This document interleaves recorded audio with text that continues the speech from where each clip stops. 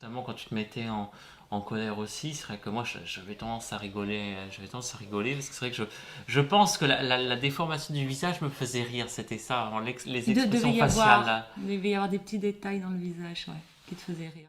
Alors moi, en fait, je vais seulement percevoir les émotions très basiques, que ce soit les miennes ou celles des autres. Donc je vais percevoir la tristesse, je vais percevoir la joie, je vais percevoir la colère, mais tout ce qui est plus subtil, alors là, je vais passer complètement à côté.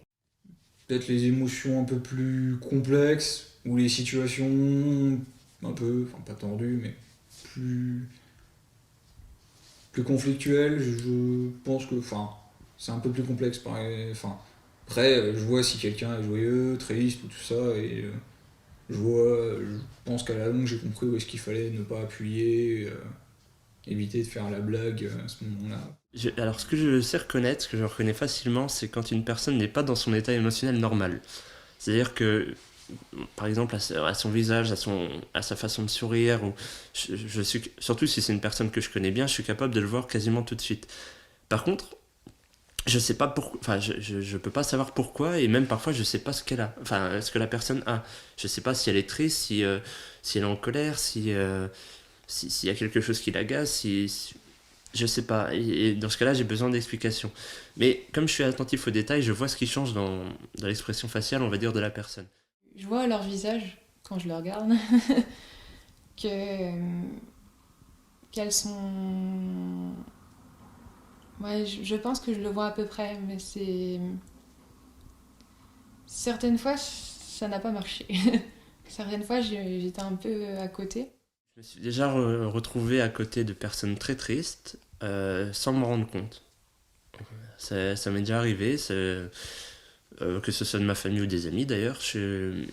Ça m'est déjà arrivé de me retrouver à côté de quelqu'un qui se met à fondre en larmes, alors que je croyais que la personne était joyeuse. C'est vrai que quand c'est plus faible, quand c'est de l'agacement, je le vois moins. Mais quand c'est vraiment de la tristesse, oui, là, je vais le voir. Dans les tests du CRA, donc Centre de ressources autisme, il y avait un exercice là-dessus, donc reconnaître à travers les yeux. Apparemment, j'étais à peu près dans la moyenne, mais j'ai des problèmes dans le sens où quand je vois que quelqu'un a l'air contrarié, si je suis dans la même pièce, automatiquement je vais penser que c'est de ma faute. La première émotion que je vois, ça va être la colère. Je sens que quelqu'un est en colère, mais je vois pas ce qu'il y a derrière.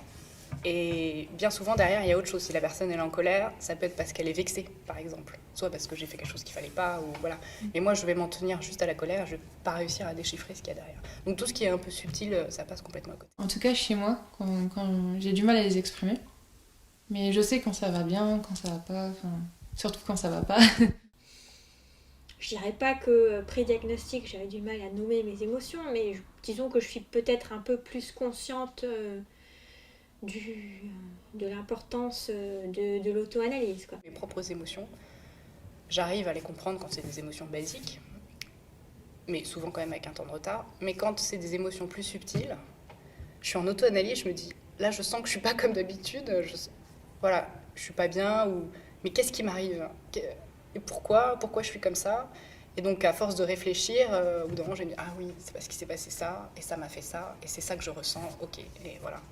Mais j'ai du mal à décoder, et souvent je décode avec un temps de retard. Je suis trop dans l'analyse et du coup je passe à côté de choses ou au contraire je surjoue des choses. Enfin pas surjoue mais comment dire ça?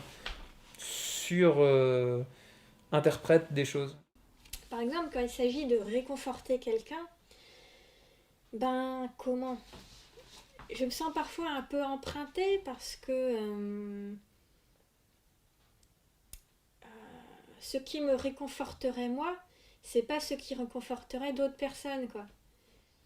Par exemple, bon, serrer quelqu'un dans ses bras, j'ai pas horreur du contact, mais bon, pour moi, je dirais que je suis moins, ça m'affecte moins que d'autres, quoi. Donc, bon, c'est pas totalement non plus électro-émotionnel plat du genre, ouais, ok, mais bon, c'est quand même moins, je pense que ça me fait moins d'effet que d'autres personnes. C'est totalement faux de dire qu'on est insensible. Et je dirais même plus, et ça peut sembler contradictoire, mais moi quand je suis face à quelqu'un qui va avoir une émotion intense quand je suis dans une salle avec une émotion qui est collectivement partagée. Par exemple, dans mon précédent travail, on faisait souvent des assemblées générales avec les associés, et c'était des situations très très tendues. Là, quand j'arrive, je vais être débordée en fait par l'émotion. Donc je suis comme une éponge, je prends l'émotion des autres comme si elle était la mienne en fait.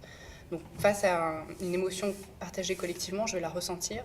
Et face à quelqu'un qui ressent une émotion de façon intense, je vais moi aussi me l'approprier et la ressentir, sans forcément tout de suite comprendre ce qui se passe.